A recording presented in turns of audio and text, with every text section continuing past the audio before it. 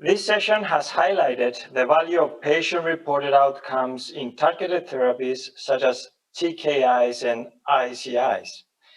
With a different and unpredictable side effect profile compared to cytotoxic chemotherapies, it is important to timely and accurately incorporate patient-reported outcomes in the research and clinical setting.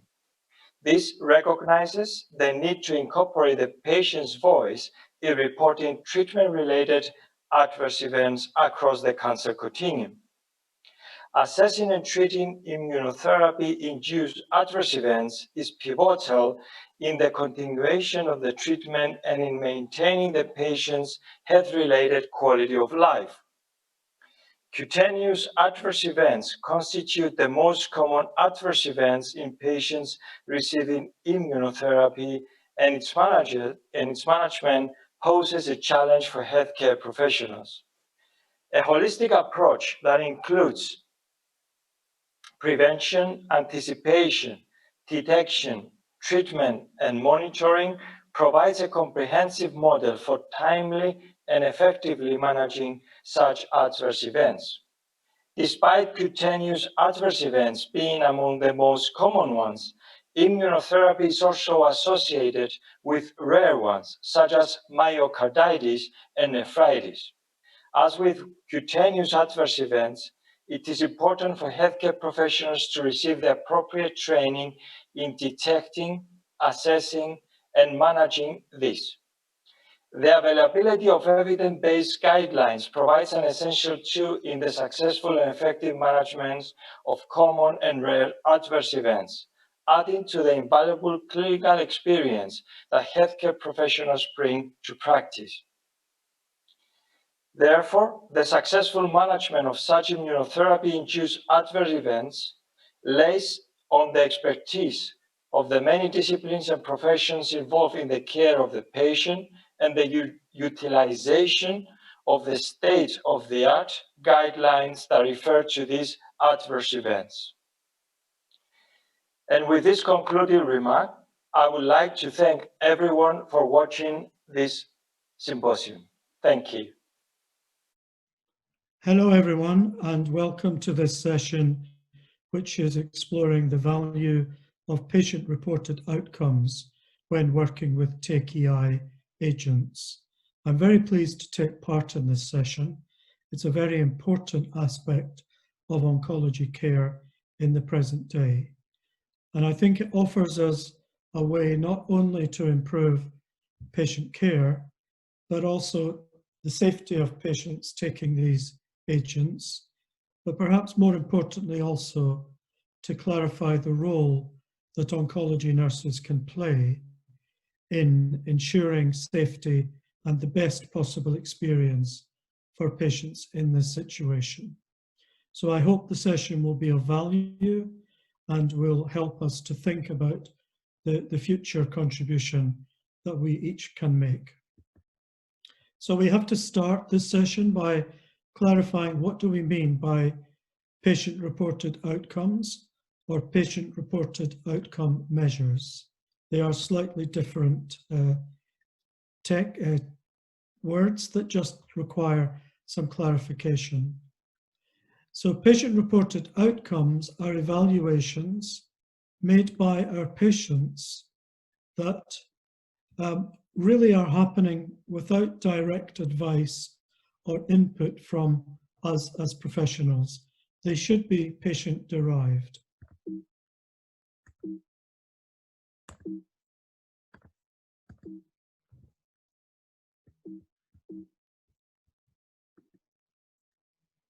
Patient-reported outcome measures are the tools that we use to capture this information from our patients. So they are the actual tools which can be on paper or indeed on technological platforms. PROMS themselves derive from practice. They derive from patients' everyday experiences during cancer treatment, but they're now very common, particularly in clinical trial work, but also even in terms of cancer service commissioning.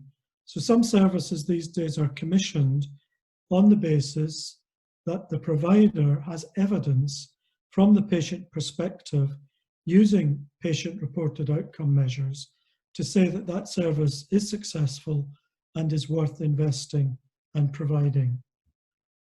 So the focus in this kind of approach is really on providing information from patients themselves on the benefit, or perhaps sometimes more importantly, the acceptability of TKI treatment in either novel forms such as clinical trials or indeed in accepted regimens. So it has different uses in different contexts, but the overall approach is the same. And this is what we're going to think about during this session, focusing particularly on these relatively new TKI agents. And why is this relevant in relation to TKIs? Well, indeed, as I said, they can help us to identify the acceptability of treatments in terms of the anticipated adverse events that we might see, or indeed new ones that may arise during clinical trials. They're often used as evidence of benefit between different treatments. So there is no point in focusing solely on the cancer if the treatment itself is unacceptable to the patient. They can be used to tailor the dosage within a therapeutic range. I'll come back to that later, because indeed it might be that the patient's intolerance of adverse events mean that the treatment has to be discontinued. They can also be used to judge the likely efficacy of the treatment based on the tolerance that we see. And what that suggests is that sometimes the side effects, the adverse events, are themselves evidence that the treatment is working. The problem is it tolerable to the patient? The focus throughout this, as I say, is on the patient, not just the cancer. And there is a clear link with the role of cancer nurse provision in terms of supportive cancer care, because when we're measuring patient outcomes, we're very much focusing on their needs. And then as cancer nurses, we're thinking about how we respond effectively to those needs. So cancer nurses do have a role to play in developing new PROMS. And I'll say a little bit more about that at the end, because we're actually involved in Eons in a project to develop new PROMS for particular patient groups, namely those with advanced renal cell and hepatic cancers. These are areas where nurses perhaps have had not so much involvement in the past, but in Eons we hope to change that for the future.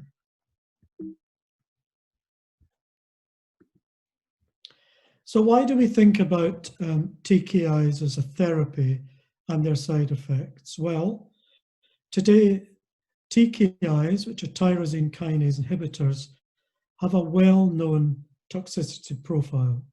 They are agents that are effective, but they also have this risk attached in terms of acceptability. So successful therapy and managing those side effects is important to take full advantage of the TKI, because they can extend life, they can delay progression of a tumour, they can increase the tumour response to treatment and sometimes to other treatments such as immunotherapy, and they can, if successful, have a low impairment on quality of life. But these all have to be measured and balanced, and this is where the PROMS come into this picture. Because it is indeed a balance. The improved clinical outcomes with TKIs must guard against the risk of adverse events. And these are always with us when we're involved in dealing with these agents.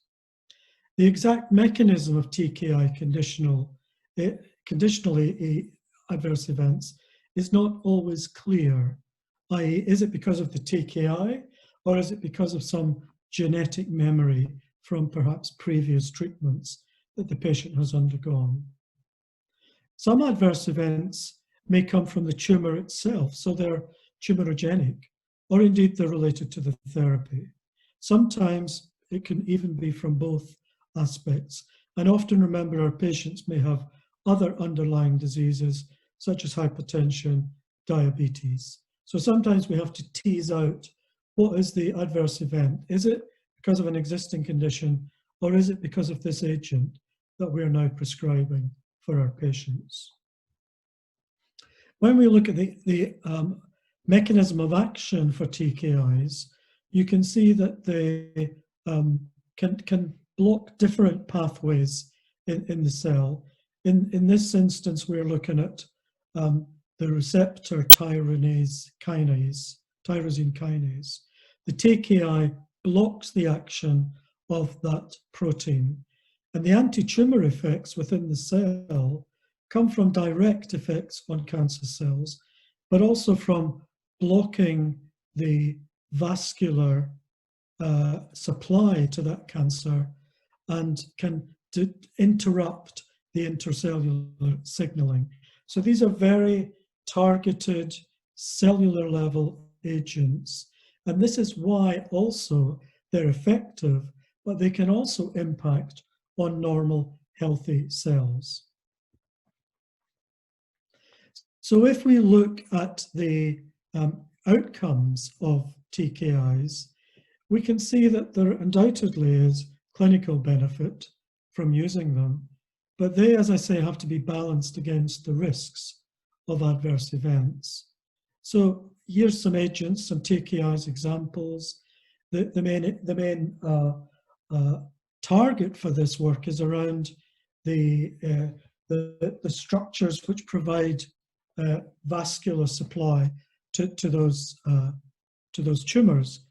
The downside, of course, is that when you're taking those, you can have all sorts of on-treatment, on-target adverse events, such as cardiac toxicity, GI perforation, hypertension, etc. But more importantly, even when we're not actively taking some of these agents, we can have ongoing problems in our patients, such as anorexia, diarrhea, hypoglycemia. So the systemic impact through which they kill the cancer cell also has an impact on healthy tissue.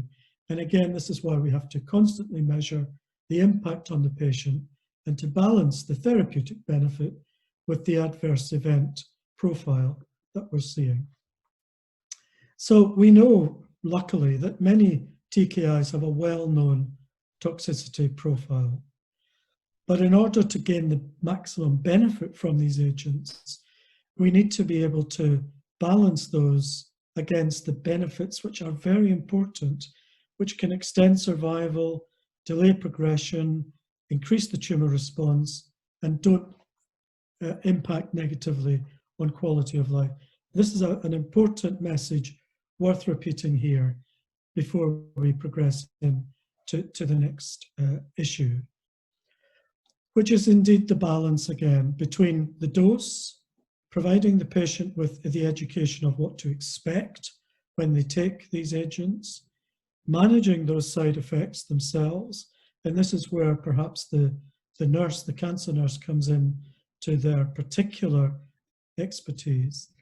And in the center there, we've got the best efficacy that we can derive from these agents, with the other dimensions also taken into account. Now, the kinds of problems, I've mentioned some already, but these are the kinds of problems that we might expect to see in patients taking these kind of agents. And you may look at these and think, well, they're not so dangerous to people. But actually, they have a massive negative impact on quality of life. And each are interrelated. So if somebody is not eating well, they will feel fatigued. They will have emotional problems. Their appetite will be adversely affected. They may then have problems with diarrhea, tiredness, etc. So a whole kind of constellation of problems that can present when somebody is taking these. And they're not always easy symptoms to manage. I have to stress that. Sometimes they take 2 or 3 attempts before we get on top of these troublesome symptoms. So in terms of general considerations when someone is being recommended to take a TKI agent, before we start, we have to provide education. We have to assess on a baseline any comorbidities and treatments that they may already be taking, such as hypertension or, for instance, blood sugar levels. And we may be expected to proactively prescribe assistive medications, such as for diarrhea management or for appetite or whatever. Then when patients are actually on the treatment, the importance there is to monitor them closely. And this is where the PROMS approach starts to come in, because really we're considering the side effects that are appearing. Some of them may be potential markers of efficacy. So diarrhea may actually not always be a bad sign, but the patient needs to understand that if it's tolerable, perhaps they can be encouraged to continue.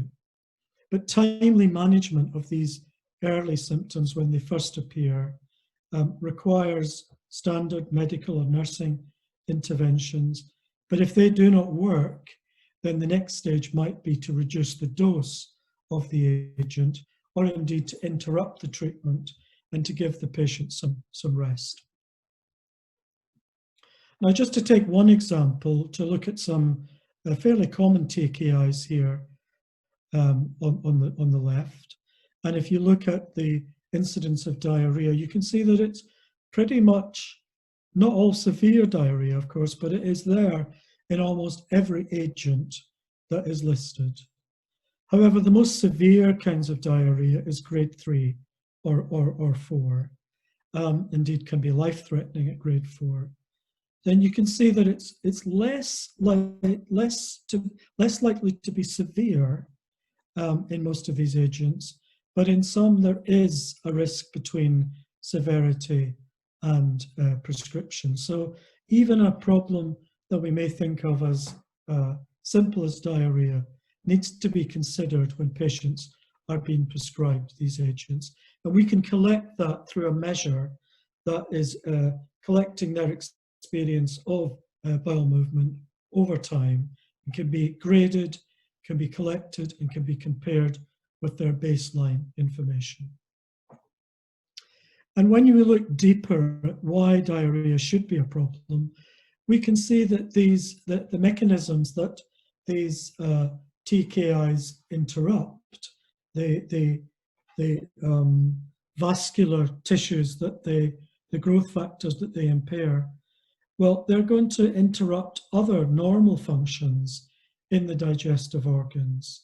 So we can see that capillaries might be less effective, the pancreatic islets might be inhibited, and all of these together through the disruption that's caused in that microenvironment of the gut, it's not surprising that we can see diarrhea occurring.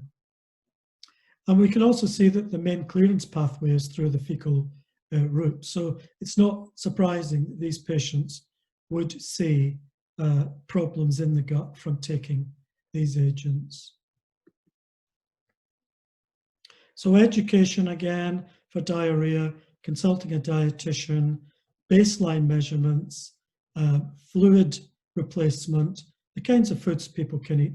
These are the kinds of advice that we need to give people before treatment and certainly during treatment itself.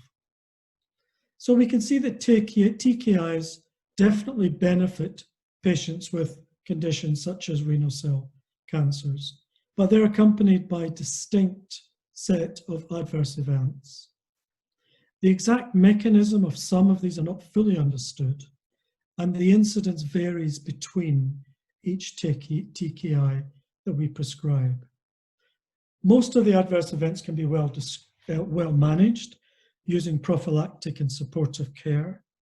And sometimes it's important to know that we may need to interrupt TKI treatment or reduce the dose. But all of that depends on having the data on which to make that decision. Stopping treatment is obviously a very important point for patients, and they may worry that they have to soldier on and cope with these problems rather than stop the treatment that we are suggesting.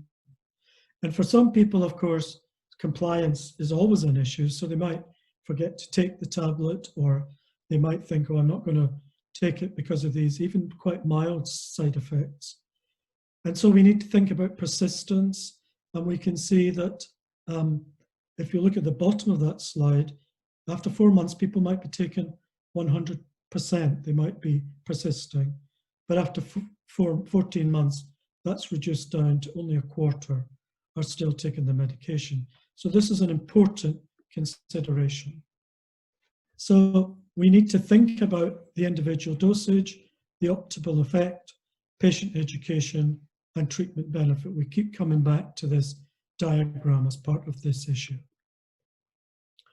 And remember, people can rate things in slightly different ways. So it's important to know what it is you're grading.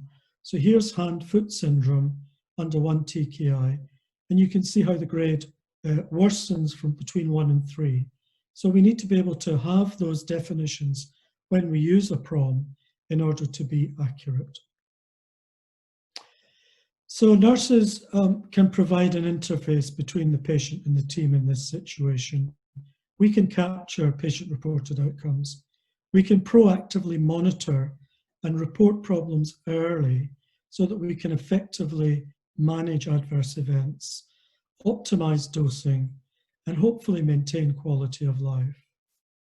If we don't do that, then I think there's a danger that patients are being left to cope with symptoms that are troublesome and really sometimes make life hardly worth living. But we also need to recognize the role that cancer nurses play in this situation and enhance it. Just one paper towards the end now.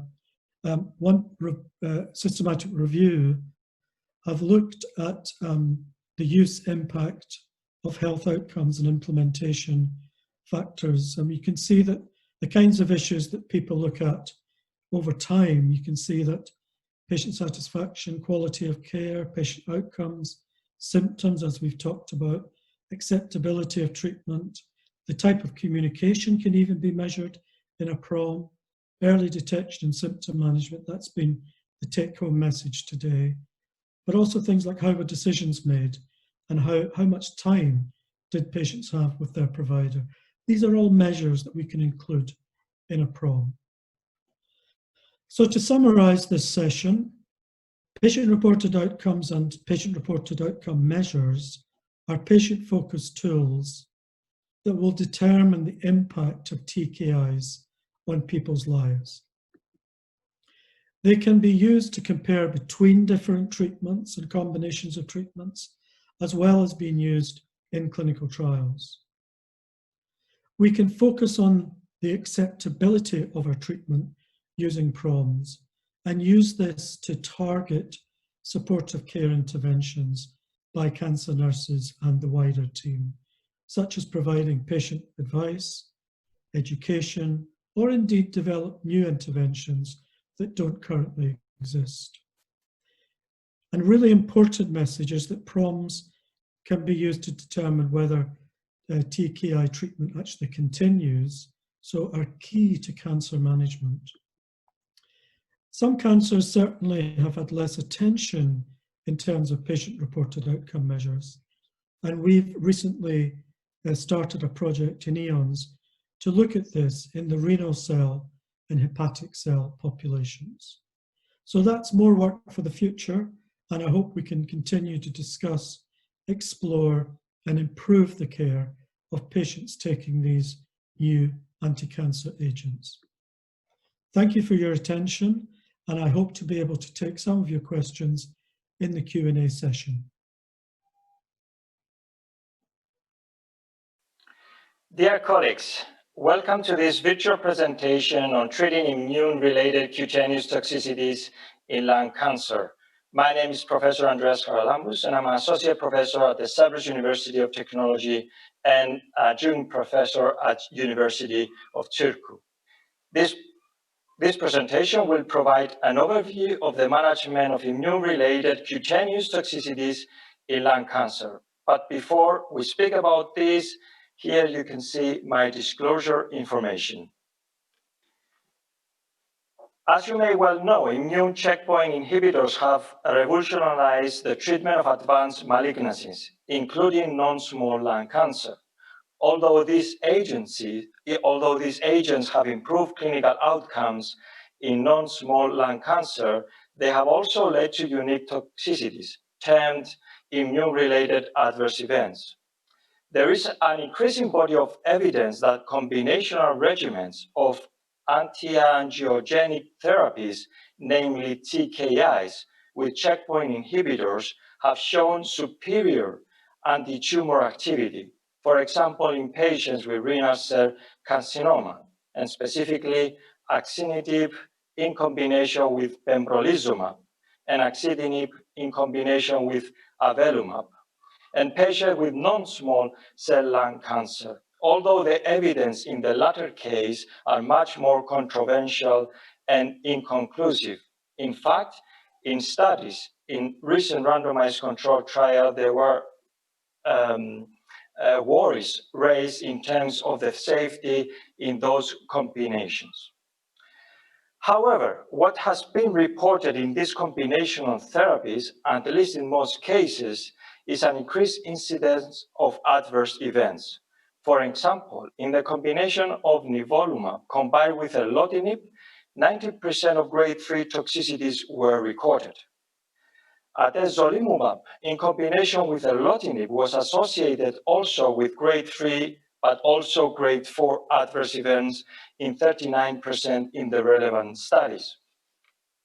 It is therefore apparent that the management of such adverse events needs to be a priority when caring for patients on the receiving end of such treatments. Immunotherapy-induced toxicities can include many different types of toxicities, including cutaneous toxicities.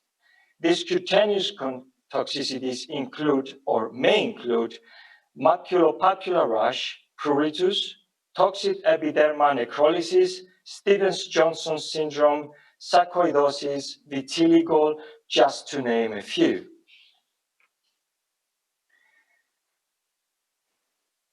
Skin toxicities incidence in immunotherapy is relatively high, and it is reported in the range of 30 to 40%.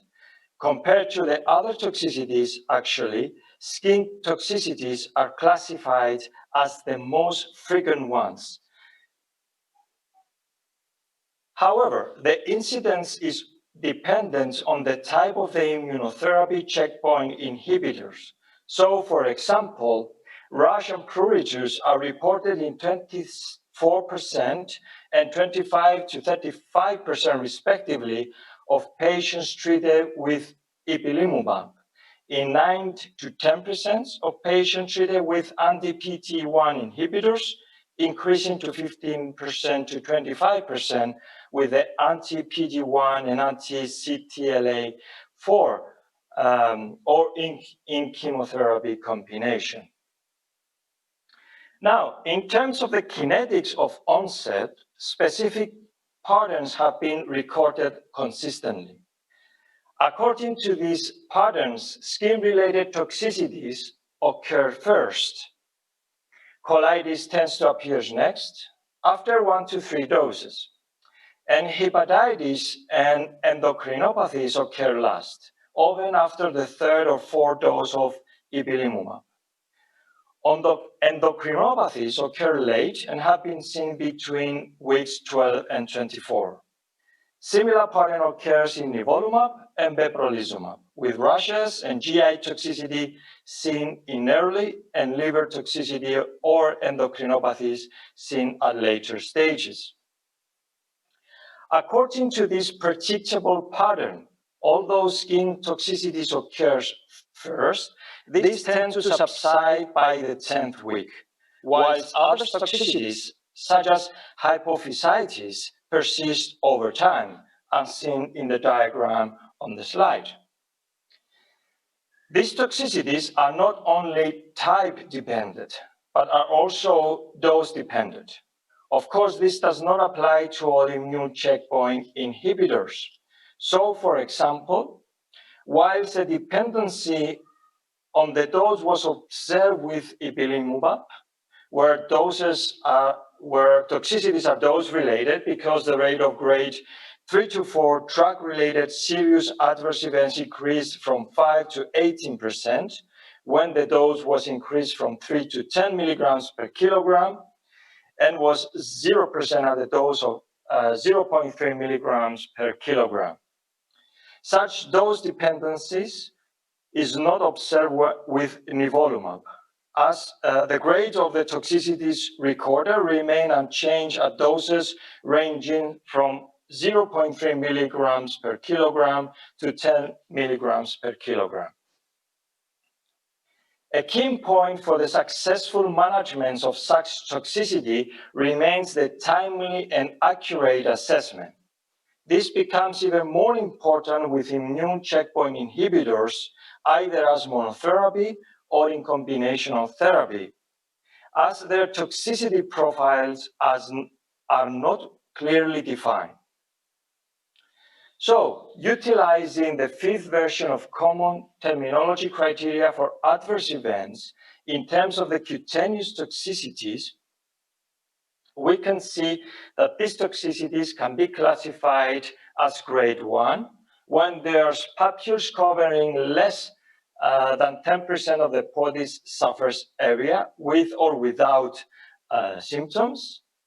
It is classified as grade 2 when these papules cover more area of the BSA, ranging from 10 to 30%, with or without symptoms.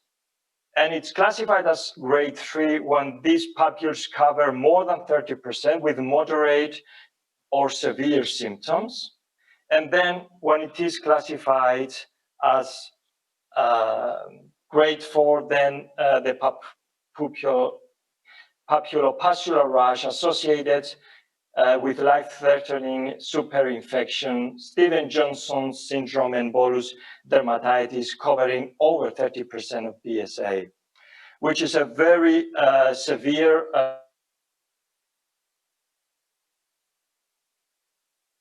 say at this point that it is only reported in less than 2% of the cases of the patients. In terms now of the management of immune-related adverse events, I have to say here that there is a comprehensive strategy for the management of this immunotherapy-related toxicity, which lays on 5 distinct pillars proposed by the championed model that include namely the prevention, anticipation, detection, treatment, and monitoring. Within the prevention phase, you just have to know the immune toxicity spectrum, identify any disease professions. Anticipation includes mainly the baseline checkup. Detection includes baseline values so that we have a baseline measurement if the patient reports and develops such immune-related adverse events. Then there is the treatment, which is symptomatic treatment. It includes also patient information, discussion in relation to issues such as immunotherapy suppression, referring to other specialists such as the organ specialists, the administration of corticosteroids, and other immunosuppressive drugs. And finally, monitoring, it is where we keep monitoring the patient in the case of relapse, recurrence, and immunosuppression complications. In terms of the cutaneous immune-related adverse events, one of the most common ones is the maculopapular rash that we have reported already. The patient with an acute maculopapular rash presents a diagnostic challenge to the healthcare professional. The term maculopapular is a non-specific term, as many eruptions have a primary morphology of macules or papules, and the terms may be misused to indicate any kind of rash. Having said that, the term maculopapular rash typically implies an acute and generalized eruption, and it is, as reported earlier, the most common immune-related adverse event affecting more than 30% of the patients. From a morphologic point of view, there is a presence of macules, which are flat skin lesions less or equals of 1 centimeter. They can be papules, which are raised lumps, also less or equals to 1 centimeter. And finally, they can be the presence of pustules, which are papules containing purulent fluid. The management of such cutaneous toxicity relies on evidence-based or clinically based guidelines. For example, the National Comprehensive Cancer Network guidelines provides a thorough assessment, grading, and management guidelines to the healthcare professional that treats patients that undergo immunotherapy or combinational therapy for cancer. So as part of these guidelines, it is important to start the management through a thorough assessment, assessing the total body skin, which includes also the mucosa, the assessment of history of prior inflammatory dermatological diseases that the patient might have experienced, and also consider biopsy if there are any unusual feature in this total body skin examination. Based on the assessment, the grading of the maculopapular rash might include 3 distinct grading phases. It includes mild, which is grade 1, moderate, which refers to grade 2, and severe, which includes grades 3 and 4. In terms of the management of the mild cases, immunotherapy continues as usual. There is a topical use of emollients and oral antihistamines, and there can also be treatment with moderate potency topical steroids to the affected areas. In terms of grade 2, it's the same treatment, but we add prednisone 0.5 to 1 milligram per kilogram per day. And in terms of the more severe cases of maculopapular rashes, which are grade 3 and 4, as I have already reported, we consider halting immunotherapy. We start treatment with high-potency topical corticosteroids to the affected areas. We continue prednisone 0.5 to 1 milligram per kilogram per day, which can be increased gradually to 2 milligrams per kilogram per day. And there is an urgent need for dermatological consultation and consideration of inpatient care. At this point, I must say that there are additional guidelines which can help the healthcare professional in dealing with these cutaneous immune-related adverse events, such as the guideline provided by ESMO. As you can see in the slide here, there are very slight variations between the 2 guidelines that I have presented so far. And there's also the guidelines presented by by Naidu and colleagues, which were published in the Annals of Oncology in 2015. Again, there are very slight variations between these guidelines or these resource guides. And the same goes to the International Association for the Study of Lung Cancer. The difference here is that the International Association for the Study of Lung Cancer, when it comes to grading, they don't use grade 4, but they only use grade 3 as the more severe grades for the maculopapular rash. The next cutaneous toxicity that I will be elaborating on is pruritus. Pruritus ranges from 14% to 47% of patients. It can range in severity from mild and localized to debilitating and widespreading in 1 to 3% of patients. It is usually associated with rash and cirrhosis, and it is believed that it is a result of enhanced immune system activation in the skin. Recent studies have demonstrated consistently that pruritus can significantly minimize a patient's perceived quality of life. Again, the management of such immune-related adverse events relies on international guidelines. Here you can see the guidelines reported by the National Comprehensive Cancer Network. So similarly to the rash, according to this cancer network, the management of pruritus depends on a thorough assessment to accurately define the etiology of pruritus. That of course includes differentiation from other etiological factors. According to this grading, pruritus can include mild, moderated, and more severe cases. The management of mild cases includes continuation of immunotherapy or antihistamines, treatment with moderate potency topical steroids to the affected areas. As you can notice, it's very similar to the ones reported by the rash previously.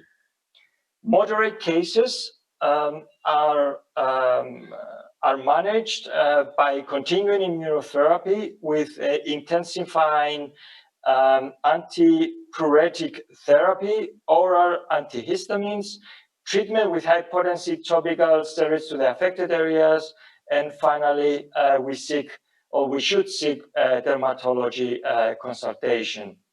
In more severe cases, it is indicated to halt immunotherapy, keep the patient on oral antihistamines, include prednisolone or methylprednisolone at doses of 0.5 to 1 milligram per kilogram per day, consider GABA agonists, and consider Previdan or amalizumab for refractory cases. And in these cases, as you all may well realize, you need an urgent dermatological consultation.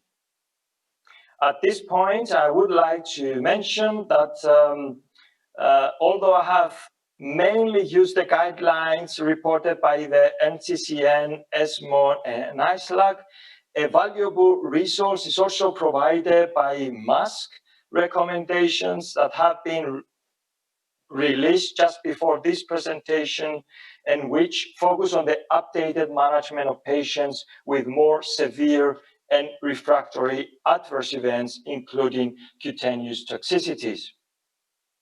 Some things to remember. The first requirement is to rule out any other skin toxicity etiology, such as an infection, drug interaction, or another systematic disease. You need a complete physical examination, including the mucosal areas, for defining the body surface area that has been affected by the toxicity, and also including blood tests with liver and kidney function. In more severe cases, grade 4 or grade 3, depending on which guidelines you are utilizing, the pustular rash associated with life-threatening infection, including Stevens-Johnson syndrome, toxic epidermal necrolysis, and bullous dermatitis in the cases that covers over 30% of PSA. These cases require intensive and systematic steroids plus a biopsy. Other things to remember: remind the patients that it is not chemotherapy, and therefore the side effect profile and management is not like chemotherapy, because many of the patients might also have the experience of receiving chemotherapy as part of their cancer journey. Early notification is key, so early recognition of immune-related adverse events and initiation of treatment are critical to reduce the risk of sequelae. Provide handouts and emergency cards to the patients to carry with them, and refer patients to appropriate specialty for further follow-up and management of toxicity. In every case, education and communication are critical in the management of this or any other immune-related adverse event. Thank you for watching. Okay. Good morning, everyone. Thank you very much for EONS for inviting me here today to talk about rare adverse events in immune oncology. I know we're all living in very strange times, so I hope you're all doing well out there. So the focus of my talk today will be to discuss rare immune-related adverse events. And today I'm going to focus on myocarditis and nephritis, because obviously there are many rare side effects and I don't have the time to go through them all.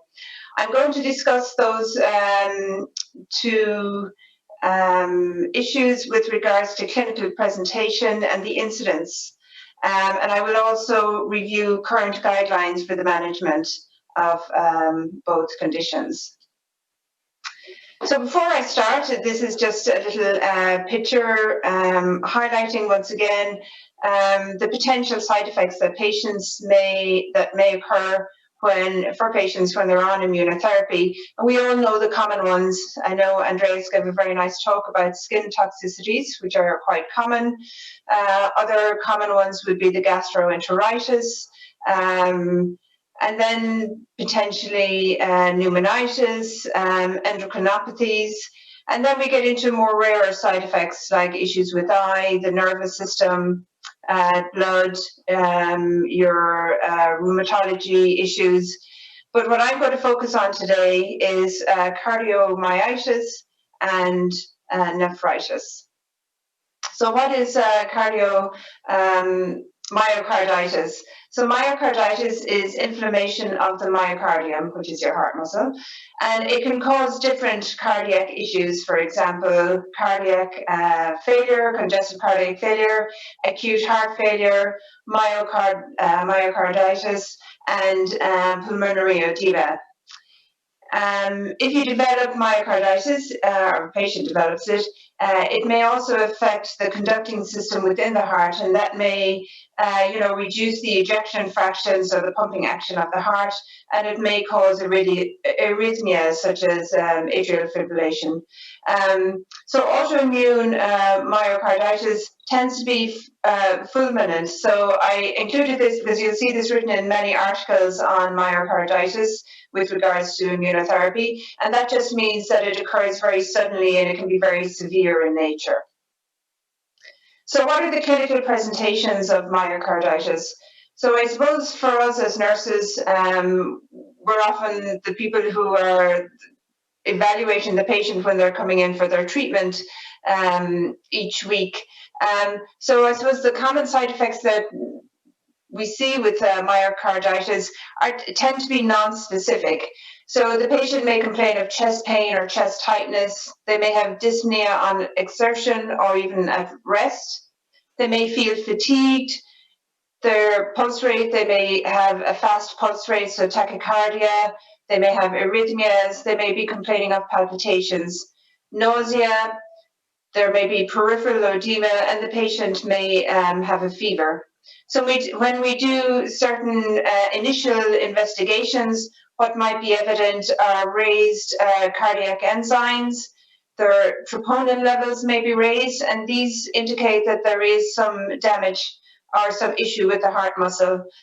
They may have non-specific ECG changes, and their echocardiogram may indicate a reduced ejection fraction, and the patient may also have hypertension. So as you can see from the clinical presentation, it's not necessarily very specific, because people coming in with shortness of breath or chest pain, you know, is it an issue with their lungs, or have they just got an infection? So there's nothing certainly on this side of the clinical presentation that would necessarily make you straight away think of myocarditis. So just to keep in mind that it sometimes can be, in the beginning, sort of non-specific presentation.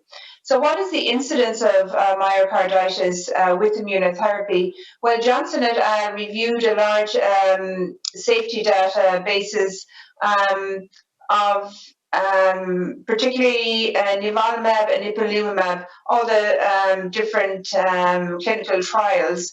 So if you see here in terms of nivolumab, with over 17,000 patients, the incidence of myocarditis for any grade was, 0.06, so that's, extremely low. Fatal events, so that would be potentially, unfortunately, a patient dying from it, was 0.01%. You can see on the other side here with the combination of IPI, Nivo, certainly the incidents were higher, and you can see with fatal events, it was 0.71.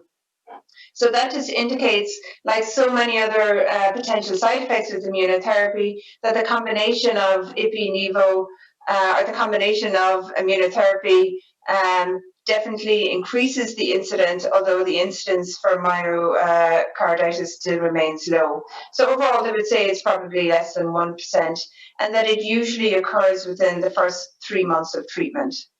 As we're talking about immunotherapy with TKIs, I just included these results from these two studies in terms of incidence of myocarditis with immunotherapy and TKIs. So in the avelumab plus axitinib versus sunitinib trial, there was one reported death from myocarditis, and that was reported in the avelumab plus axitinib arm. Likewise, in the pembrolizumab plus axitinib versus sunitinib trial, there again was one death reported from myocarditis, and again that was in the pembro plus axitinib arm. So, how do we manage myocarditis?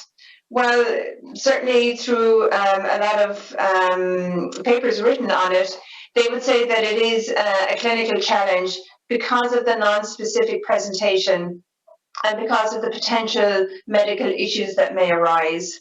So really the management and treatment depends, I guess, on the grade of the myocarditis and its associated symptoms, because it's not necessarily just the heart you need to treat. As the disease may progress, the lungs can become involved, the liver, the kidneys. So really it can be a multi-organ issue with this side effect. So early detection is vital, and really what's recommended is a multidisciplinary team approach. So in terms of looking at guidelines for managing, as Andreas mentioned in his presentation, there are many different guidelines developed to manage adverse events in immunotherapy, including ESMO, the ASCO guidelines, the NCCN, and the CIT guidelines. So what I'm going to focus on today are the ESMO, the NCCN, and the ASCO guidelines. So again, before we start looking at the guidelines, we just look at the grading of myocarditis. And this is the CTCAE version 5 grading. So here they start with grade 2, where the patient experienced symptoms with moderate activity. Grade 3 is severe symptoms at rest or with minimal exertion. And this is where really intervention as an inpatient, likely in a cardiac fusion, is needed. And then grade 4 is when it's life-threatening consequences. So in terms of looking at the guidelines, the first one I wanted to highlight was the ASCO guidelines. And as Andreas said, a lot of these guidelines are very similar. There might be slight nuances, but they tend to be very similar. So here in the ASCO guidelines, they give their grading system. And the first thing they would recommend, obviously, is to stop the treatment. And it's likely, even with the grade 1 myocarditis, that we will be stopping the immunotherapy permanently. What's firstly recommended is high-dose steroids, like so many other side effects or treatment for side effects with immunotherapy. Again, they recommend a cardiology consultation and really to manage cardiac symptoms as they arise, again with the guidance of cardiology, because it is a very specialized management. It's likely that the patient will need to be in a coronary care unit. And again, if the patient is not responding to steroids, there needs to be the decision made, I guess, to up the treatment to different treatments such as mycophenolate, infliximabs, or other agents like that. Similarly, with the NCCN guidelines, here again they just highlight that myocarditis symptoms are non-specific but are potentially severe. And again, they may include the conduction system within the heart, which can add other complications. So again, they do the grading of myocarditis, talking about arrhythmias and findings that you may see in an echocardiogram and increased markers. So once they talk about, again, their assessment of what should be done initially, immediate cardiology consults, telemetry monitoring, cardiac biomarkers. They do potentially recommend a cardiac MRI because an echocardiogram may not always pick up the cardiomyopathy. So again, in terms of their treatment, again, to discontinue the immunotherapy, commence on steroids, and think of escalating if the steroids are not showing an improvement to, the infliximabs or the mycophenolate, etc. Again, it would be ICU level. And again, with the ESMO guidelines, again, pretty much the same. Get the cardiologist involved, high-dose steroids, and do escalate onto other immunosuppressive drugs if the steroids are not working. So I really want to go through just a quick case report that was reported in an Irish medical journal recently. And the name of the report was Immunotherapy, a double-edged sword, a fatal case of myocarditis and complete remission. So this was a 79-year-old female ex-smoker with no cardiac history. She was diagnosed with lung cancer. She had one episode of palliative chemotherapy, but it was stopped due to poor tolerance, and she was kept on surveillance. 6 months later, she had progression of disease with new liver metastases, and she was commenced on a second-line anti-PD-1 inhibitor. 10 days post her first cycle, she presented to back into the unit with fever, severe lower limb myalgia, shortness of breath, deranged LFTs, liver function tests, and a significantly raised creatinine kinase and troponin levels. An ECG and chest X-ray showed no acute changes, and her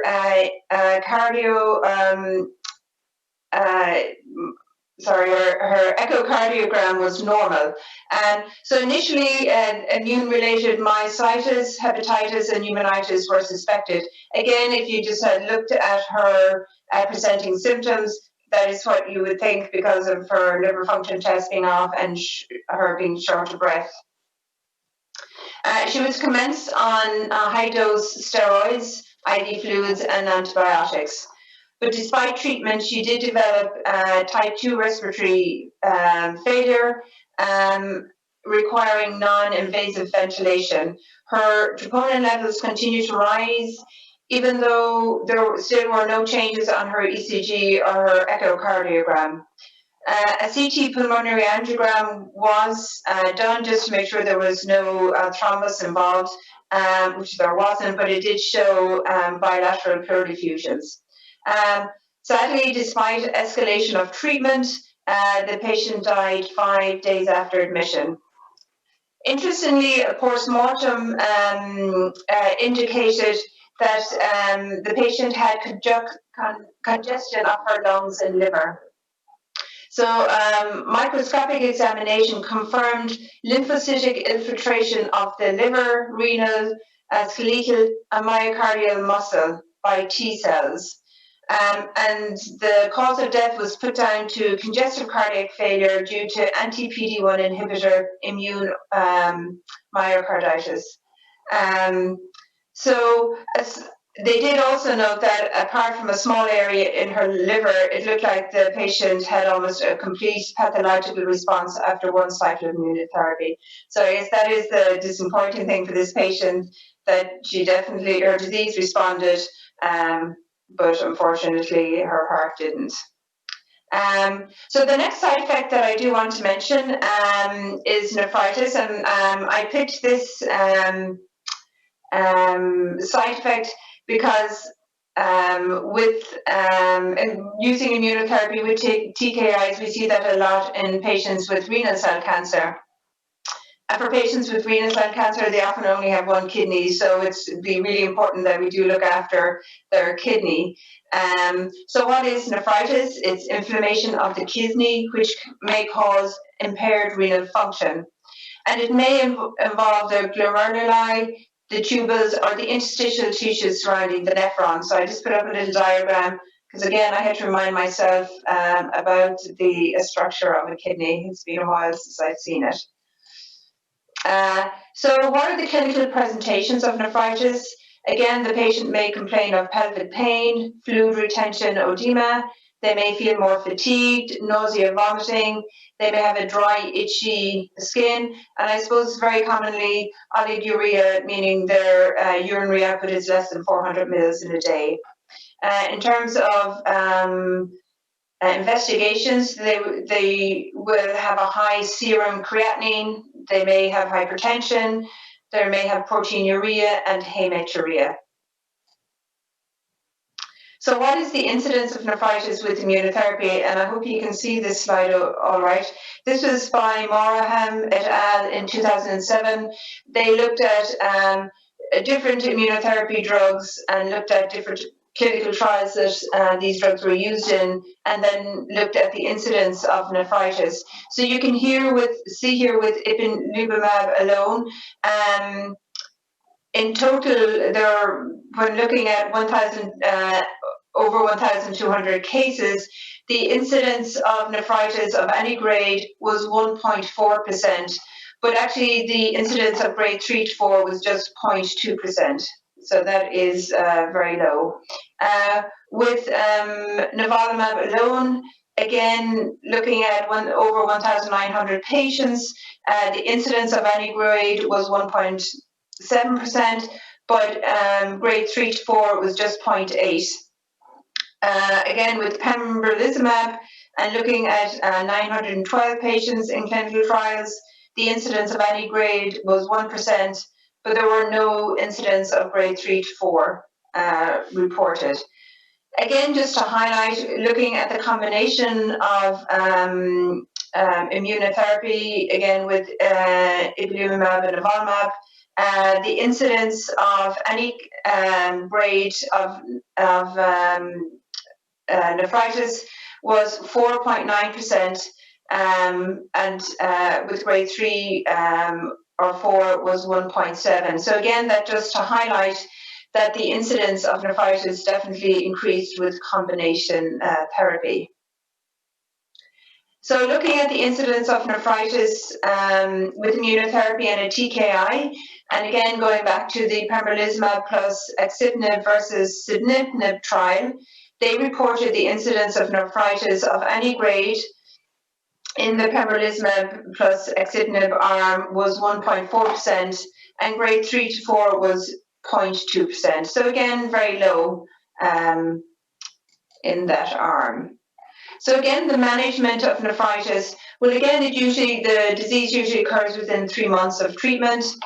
And again, when you look at any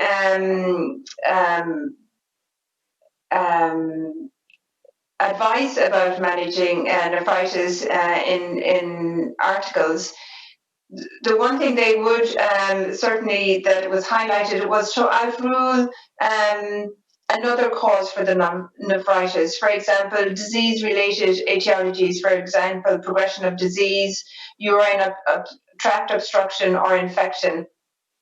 There is also a recommendation to stop nephrotoxic drugs, including over-the-counter medication, and correct hypovolemia. And again, the treatment and management depends on the grade of nephritis. So looking at the grade of nephritis, again, from the CTCAE, they talk about acute kidney injury, and they go from grade 3, which requires hospitalization, and grade 4, which is life-threatening.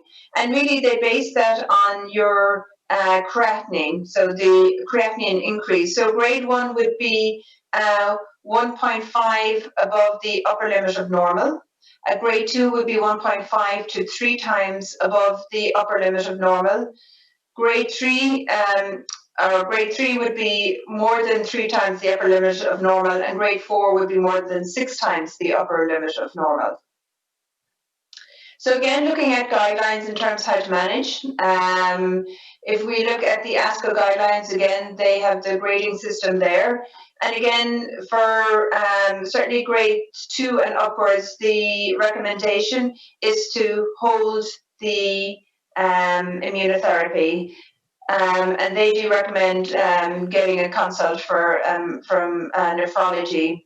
Again, like so many other treatments of immunotherapy, steroids are the key treatment. So their patients are put on IV steroids, 1 to 2 milligrams per kilogram, to see if their kidney function improves. If it does, goes down to grade 2, the patient then can be put on oral steroids. Again, the recommendation would be to reduce the steroids over a couple of weeks. Again, if the patient does not respond to the steroids, they may require escalation to stronger immunosuppressive, using stronger immunosuppressive drugs, again, including mycophenolate. Looking at the NCCN guidelines, again, they talk about what is nephritis, which we have discussed already. And then, again, the management, again, depends on the grading of the nephritis. So again, the key thing is getting the patient, number one, outruling other causes they mention, and then to get started on steroids, be it oral prednisolone, or if needs be IV prednisolone with and again to escalate if these steroids are not getting the side effect under control. Similarly, with ESCO, they again highlight to outrule other possible etiologies. They do specify that kidney function should be measured before every infusion of immunotherapy. Again, immunotherapy should be held from grade 2 upwards. And again, if the steroids don't work, to escalate up to other drugs. And again, they highlight that it should be, multidisciplinary team approach with a nephrologist involved. So what are my take-home messages from this talk? Well, just to note that myocarditis and nephritis are rare side effects of immunotherapy. It is important that early detection is vital in their management, and I think this is where us as nurses come into play, because we are the ones who are often assessing the patients prior to them getting their immunotherapy treatment. So it is important that we do know that these, although very rare side effects, that they do exist, and what potentially could be their clinical presentation. We do definitely see that higher incidence are seen in combination of immunotherapy drugs. Will this be the same when we combine immunotherapy drugs and TKIs? Again, that I guess remains to be seen. But the key thing again for nurses is careful evaluation of patients, particularly while they're on treatment, because again, we're the people that will be hanging the treatment and potentially assessing the patients when they're on treatment. Again, with particularly nephritis, that their bloods are checked prior to each treatment. So with that, I want to say thank you very much for watching.